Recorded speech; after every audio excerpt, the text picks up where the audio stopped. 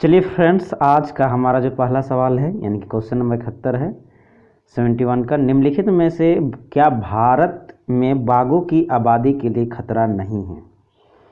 Option एक बोलता है उपलब्ध शिकार में कमी, दूसरा ऑप्शन बोलता है वन्यजीव गलियारों का संयोजन, और तीसरा ऑप्शन बोलता है मवेशियों की चराई, और चौथा है प्राकृतिक वास का विखंडन।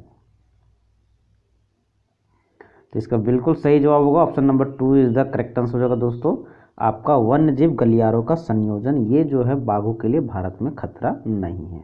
तो गाइज, जो भी बच्चे रेलवे 2024 की तैयारी कर रहे हैं उनके लिए बहुत इंपॉर्टेंट है। जनरल अवेयरनेस का क्लास है, कंप्लीट सेशन है, जरूर देखिएगा, इंपॉर्टेंट क्वेश्चन है सबके सब।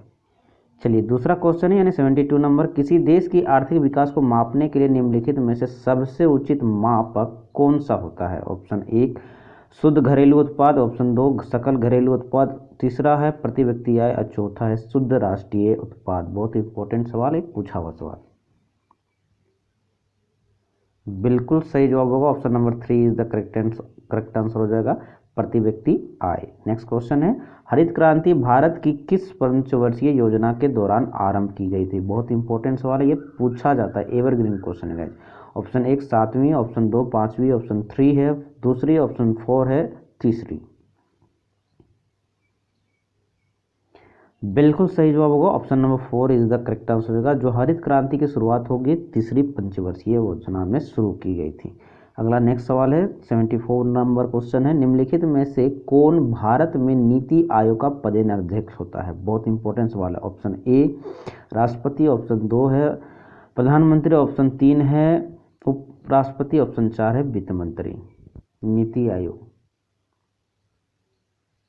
जी बिल्कुल सही जवाब होगा ऑप्शन नंबर आपका 74 का guys 2 is the correct answer होगा प्रधानमंत्री। ठीक है, हमारे देश के जो प्राइम मिनिस्टर हैं नरेंद्र मोदी जी, वही नीति आयोग के पदेनाध्यक्ष होते हैं।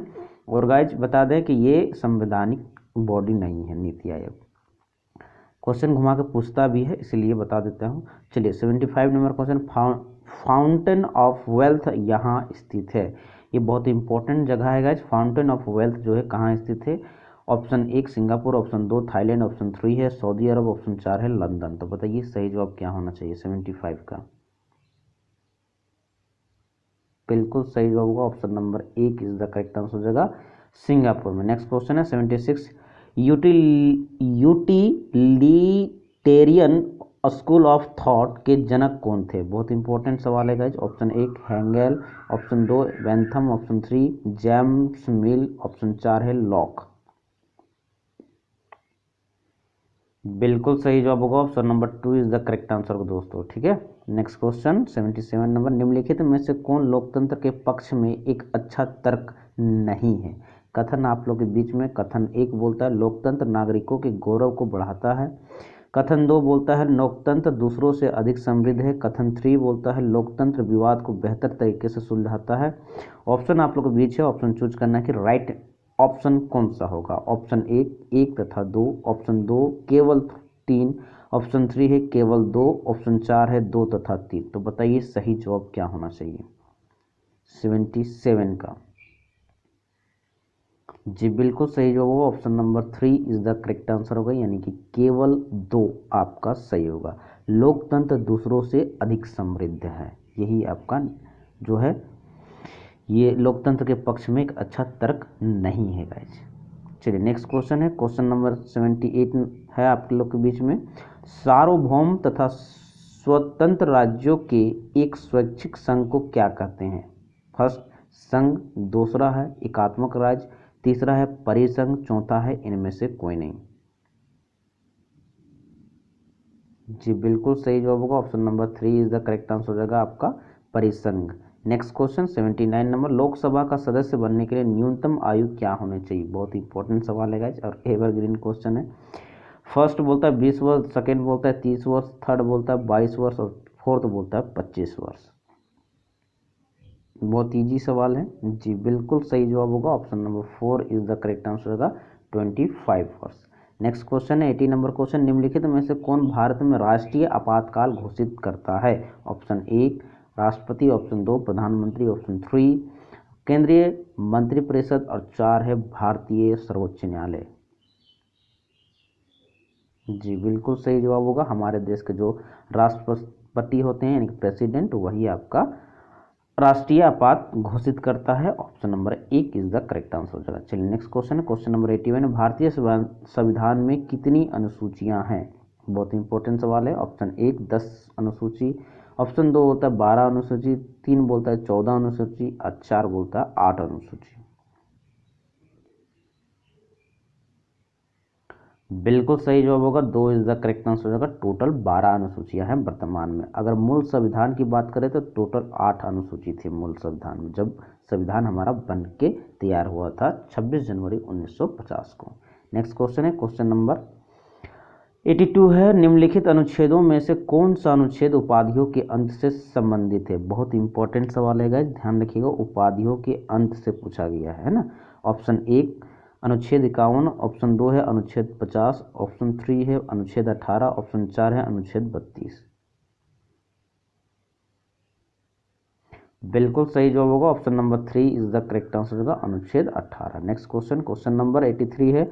लोकसभा में राष्ट्रपति के द्वारा कितने सदस्य मनोनीत किए जाते हैं? ऑप्शन 1 2 सदस्य, ऑप्शन 2 3 सदस्य, ऑप्शन 3 है 11 सदस्य, ऑप्शन 4 है 12 सदस्य। बिल्कुल सही जवाब होगा, option number 1 is the correct answer होगा, 2 सदस्य। चलिए नेक्स्ट क्वेश्चन 84 नंबर। निम्नलिखित में से कौन सा युग्म गलत है? ऑप्शन 1 हैंसांग चीन, दूसरा है इब्न बतूता मोरक्को, तीसरा है मेगास्थनीज यूनान और चौथा है फाहियान मलेशिया। बहुत इंपॉर्टेंट है गाइज, इस टाइप की क्वेश्चन जो है वर्तमान में आपका ट्रेंडिंग है। जी बिल्कुल सही जवाब, option number 4 is the correct answer हो जाएगा, यानी फाहियान जो है मलेशिया से रिलेटेड नहीं है, फाहियान चीन के व्यक्ति थे, चीन से भारत आए थे। चलिए नेक्स्ट क्वेश्चन, क्वेश्चन नंबर 85 है। वर्ष 1821 में बंगाली साप्ताहिक समाचार पत्र संवाद कौमुदी निम्नलिखित में से किसने शुरू किया था? बहुत इंपॉर्टेंट सवाल है गाइज, ऑप्शन आप लोग के बीच है। फर्स्ट राजा राम मोहन राय, दूसरा है अरविंदो घोष, ऑप्शन 3 है राम कृष्ण परमहंस और 4 है देवेंद्र नाथ टैगोर। जी बिल्कुल सही जवाब होगा, option number A is the correct answer, यानी कि option 1 is the correct answer हो जाएगा आपका राजा राम मोहन राय। संवाद कौमुदी के आपका ये शुरू करने वाले एक बंगाली साप्ताहिक समाचार पत्र था जो राजा राम मोहन राय ने शुरू की थी। अगले नेक्स्ट क्वेश्चन है, क्वेश्चन नंबर 86 है।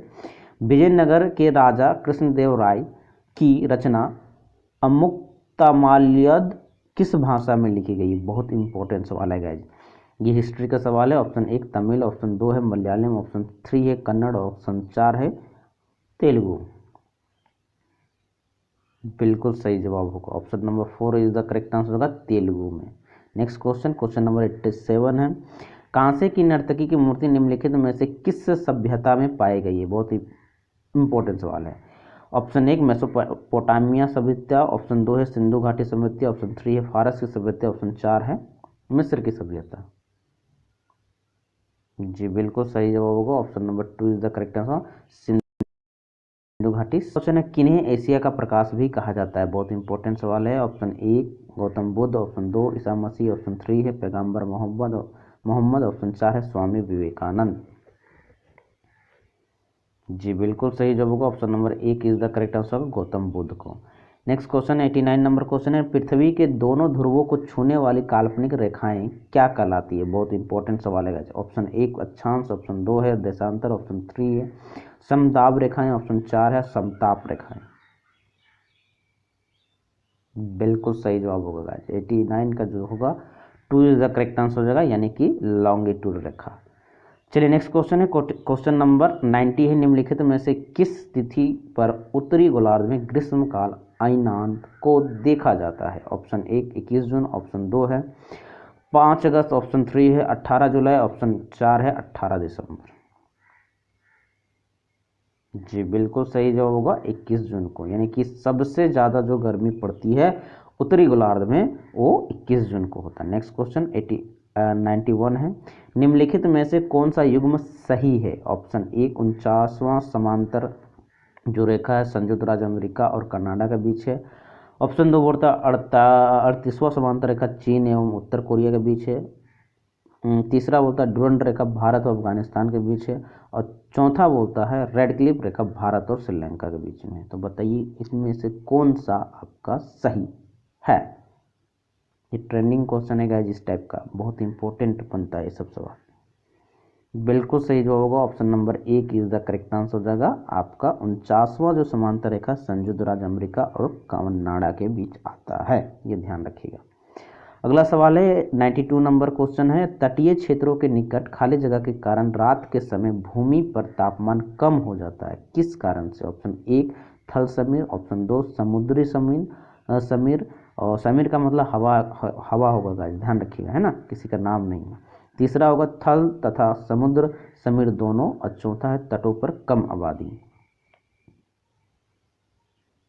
तो बिल्कुल सही जवाब होगा ऑप्शन नंबर 1 थल समीर के कारण, यानी कि जो जमीन से हवा चलती है जिसके कारण से जो तटीय क्षेत्रों के निकट जो है रात का समय भूमि का तापमान कम होता है। चलिए नेक्स्ट क्वेश्चन है, ये 93 नंबर क्वेश्चन है, निम्नलिखित में से कौन सी हवा बर्फ भक्षक के नाम से भी जानी जाती है। ऑप्शन ए मिस्ट्रल, ऑप्शन 2 है चिनूक, ऑप्शन 3 है लू, ऑप्शन 4 है हरमट्टन।